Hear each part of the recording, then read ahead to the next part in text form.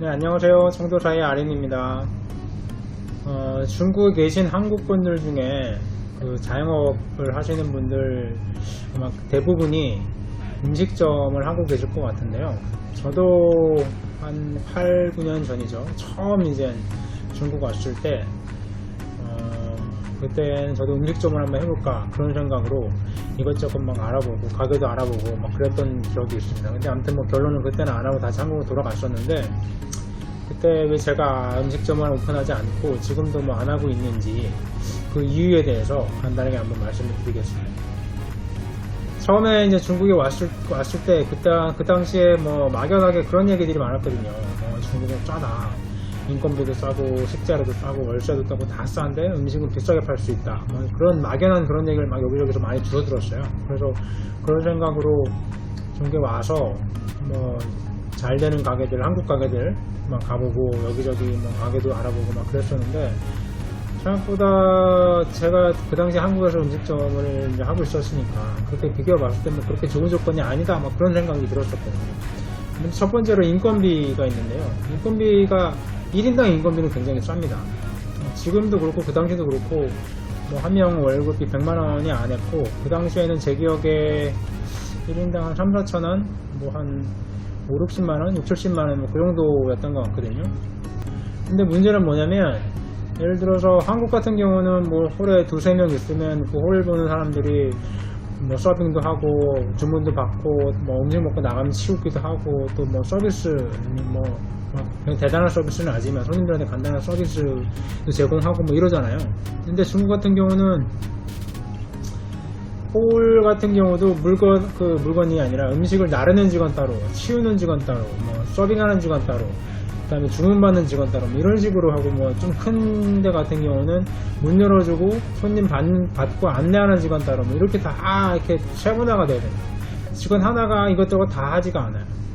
주방 같은 경우는 뭐 더 하죠. 주방 같은 경우 한 요리당 요리사 하나, 그 다음에 이제 뭐 주방 보조, 그 다음에 설거지, 그 다음에 큰 요리사는 아무것도 안 해요. 아무것도 안 하고 음식 나가고 이런 거 점검하기만 하고. 아무튼 그런 식으로 되기 때문에 제가 생각하기에 그 당시에 한국 평수로 한 30평 정도 되는 가게에 못 있어도 직원이 한 20명 정도는 있어야겠더라고요. 그리고 직원들이 너무 너무 쉽게 그만두고 뭐 10배 뽑히지는 잘 않고 이렇기 때문에 직원들 한 1.5배에서 2배수로 뽑아놔야지 어느 순간에 어떤 직원이 안 나올지 모르기 때문에, 또 그러니까 직원이 1인당 월급은 작은데 한국에서 한 명이나 할 일을 중국에서는 한 두세 명, 많게는 세네 명을 뽑아야 되니까, 그 당시 이렇게 생각해보니까 뭐 월급이 그렇게 적은 게 아닌 것 같더라고요. 그리고 또 한국에서 음식점 하고 계신 분들은 알 수 있겠지만 음식점 하면서 이렇게 좋은 직원들 만나기가 쉽지가 않거든요.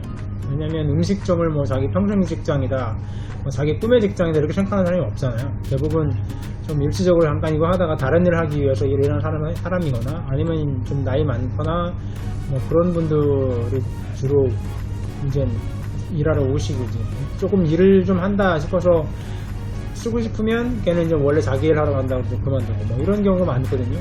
근데 중국은 더 하죠. 중국은 도시에서 식당을 하게 되면 대부분 이제 시골에 막 올라온 친구들, 특별한 기술도 없고 뭐 대학 이제 졸업 학력도 좋지 않아가지고 마땅한 직업 구할 수 없는 그런 친구들 대부분 식당에서 일하기 때문에 그런 게 사람을 질로 표현하기도 그런데 아무튼 그런 수준이 좀 떨어집니다. 그래서 이렇게 대화도 쉽지 않고 일을 시켜도 한 60% 정도 한다고 보시면 될 것 같아요. 그러니까 사람도 많이 써야 되고 사람을 많이 쓰니까 인건비도 그렇게 싼 것 같지 않고, 그리고 뭐 어떤 그런 인력이 그렇게 또 훌륭하지도 않고, 그리고 이렇게 생각해 보니까 이거 사람이 치여가지고 스트레스 받아서 죽을 것 같다는 생각이 그때 들더라고요. 그리고 두 번째는 뭐냐면 제가 그 당시에는 이제 중국말도 진짜 한마디도 못했죠. 한마디도 못하고 뭐 아는 것도 전혀 없을 때 그냥 막무가내로 막 와가지고 여기 돌아다녔었는데, 가게를 이것저것 보러 다니니까 이제 물론 제가 잘 모르니까 저한테 뭐 안 좋은 것만 보여주고 또 뭐 이상한 것만 자꾸 들어와서 그럴 수는 있는데, 당시에 중국에 권리금이라는 게 있거든요. 이게 쭈알랑떼이라고 그래가지고 권리금이 있는데 조금 괜찮은 위치에 좋은 가게 같은 경우는 권리금이 어마무지해요. 그 당시, 그러니까 벌써 8, 9년 전인데 그 당시에 뭐 아는 분 소개로, 물론 지금 생각하면 저한테 사기치려고 그랬던 것 같기도 한데, 아는 분 소개로 해가지고 가게 보러 갔는데 한국 평수로 한 50평 조금 넘었던 것 같아요. 주방까지 이렇게 다 해서. 근데 권리금을 그 당시에 중국 돈으로 200만원 달라고 그랬으니까 대충 환율로 따져도 한 3억 정도 되는 돈이에요. 그러니까 다른 뭐 보증금이나 이런 설비 이런 거 제가 다시 들어가가지고 간단하게 정리하고 이런 거 빼고 그냥 가게 그대로 인수하는 그 비용만 이제 권리금이 200만원 달라고 그랬으니까 지금 생각하면 택도 없는 가격이죠.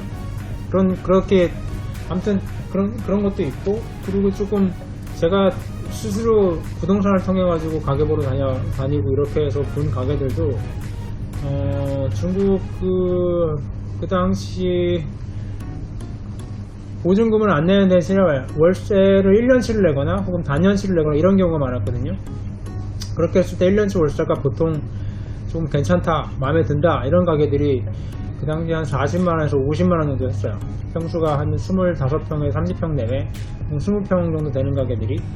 그러면 1년 월세가 보통 한 9천, 한 8천, 9천 뭐 이렇게 하는 거거든요. 조금 좋다 싶으면 뭐 1억 넘어가고. 그러면 한 달 월세가 얼마인가요? 한 6, 700만원 되는 거잖아요. 그렇죠? 네. 그러니까 가격이 아주 싸지가 않은 거예요. 아니면 아예 이상하거나 조금 내가 이렇게 돌아보고 뭐 주변에 학교도 있고 뭐 직장도 있고 사람들이 좀 있다 싶어서 괜찮다 싶은 가게들은 보통 월세 그 1년치 월세를 그렇게 부르더라고요. 그러면 인건비는 싸다 그러는데 사람을 많이 써야 되고, 뭐 월세는 내가 들었던 거랑 완전히 다르게 너무 비싸고, 뭐 다른 조건들 뭐 경쟁도 심하고 또 말도 안 통하고, 그리고 또 재반 서류도 힘들고, 또 개인 소득자를, 외국인의 개인 소득자를 내가지고 식당을 할 수가 없고, 외국인은 외자법인을 만들어서 법인으로 또 사업자 등록증을 내가지고 그걸로 또 식당을 오픈해야 되니까 그런 부분도 힘들고, 그리고 한국 사람이 식당 한다 그러면 또 여기저기 와가지고 똥파리라는 표현이 좀 그렇긴 한데, 아무튼 이상한 사람들 꼬여가지고 뭐 등 뜯어가는 인간들 많거든요. 그러니까 그런 거 저런 거 다 조건을 따졌을 때 굳이 내가 중국에 와가지고 중국 직원을 쓰고 중국 그 집주인한테 월세 주고 열심히 고생해가지고 돈을 못 벌 것 같은 그런 생각이 확 들더라고요. 그래서 그 당시에는 고민하다가 거의 한 1년 가까이 그냥 뭐 가게 알아보고 여기저기 보러 다니고 왔다 갔다, 한국에서 왔다 갔다 하면서 돈만 많이 쓰고 그냥 돌아갔던 기억이 있습니다. 그래서 지금도 그 당시 그때 기억이 있어가지고 저는 계속 중국에서 요식업은 안 해야겠다는 생각을 하고 있었는데, 뭐 밀크티 가게도 어떻게 보면 요식업의 일종인데, 여기는 하고 싶어서 한 게 아니라 가게가 너무 열심히 이야기하다가 손님이 오시는 건 못 봤네요. 손님이 오셔가지고 갑자기 봤는데 어디까지 얘기했죠? 이게 밀크티 가게가 워낙에 싸게 나온 걸 제가 소개받아서 이 가게 때문에 뭘 할 거 고민하다가 이제 하게 된 거고요. 가게는 사람을 별로 쓸 필요가 없어가지고 인건비나 사람 때문에 스트레스 받는 일이 좀 덜 할 것 같았고, 그 다음에 월세 부분은 뭐 워낙에 싸게 나온 거라 그래서 하게 된 거고, 저는 지금도 뭐 음식점은 그렇게 별로 하고 싶은 생각이 없습니다. 근데 만약에 이제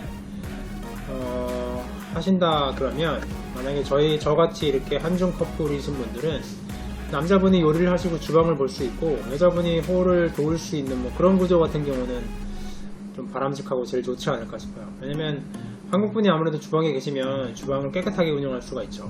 그리고 홀 같은 경우는 중국말이 완벽하지 않으면 한국분들보다는 중국분이 낫거든요. 한국분이 계신다고 하더라도 주로 한국분은 카운터에 앉아 계시고 대부분 중국 직원을 쓰시잖아요. 그럴 거면 한국 사람이 음식점에 있는 게 별로 그렇게 큰 도움은 안 되거든요. 그래서 만약에 제 친구나 누가 한다 그러면, 이제 이미 결혼한 친구들은 뭐 할 수 없고, 결혼 안 했다 그러면 남자가 이제 주방을 하라고, 음식을 할 수 있는 친구가 와서 주방을 하고, 이제 홀을 이제 뭐 여자분, 뭐 여자친구나 뭐 이렇게 해가지고 하면 그러면 좀 괜찮지 않을까. 그 다음에 가게가 아주 잘 되고 못 되고는 이제 그 다음에 어떻게 운영하느냐 그거에 따른 문제이기 때문에 두 번째 문제고, 제가 드리고 싶은 말씀은 한중 커플 중에 그렇게 운영할 수 있는 분들에게는 추천을 드립니다. 하지만 저는 뭐 크게 하고 싶은 생각이 없다는 거죠. 오늘은 간단하게 이렇게 음식점에 대한 얘기를 드렸고요. 다음에는 음식점만큼이나 많이 하고 계신 한국분들이 중국에서 그 화장품, 한국 화장품이 굉장히 잘 팔린다고 그러는데 정말 잘 팔리는지 그런 것들을 한번 간단하게 이야기를 해보겠습니다.